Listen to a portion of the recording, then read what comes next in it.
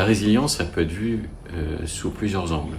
Vous avez la résilience chez le citoyen et puis la résilience au niveau des services de secours. Les citoyens, sa résilience, c'est sa capacité à réagir face à un événement important, que ce soit un risque industriel ou un risque naturel. Et puis pour les secours, c'est la capacité bien sûr à intervenir immédiatement, porter secours, mais aussi à tenir dans la durée sur des interventions comme des inondations par exemple.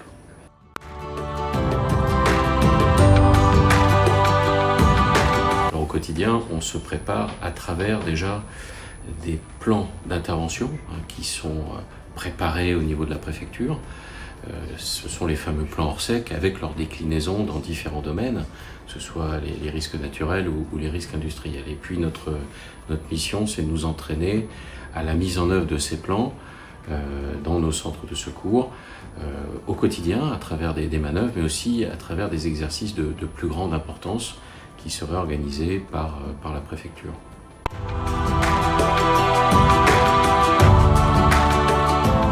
Les citoyens doivent se préparer aux situations d'urgence. Il n'y a pas d'improvisation. La résilience, elle vient de la préparation. C'est très important d'intégrer ça, tant pour les services de secours, mais que pour les citoyens, parce que le citoyen est le premier acteur de la résilience et de sa propre sécurité. Donc il faut tout d'abord rester à l'écoute des médias, que ce soit la télévision, la radio, se tenir informé de la situation, ensuite respecter les consignes, puisque des consignes peuvent être données par l'autorité préfectorale, soit de se confiner, soit d'évacuer. Il est important de bien écouter les conseils qui sont donnés à travers les médias. Puis se préparer à tenir dans la durée 24 heures, 48 heures, selon les capacités d'intervention qui seront les nôtres.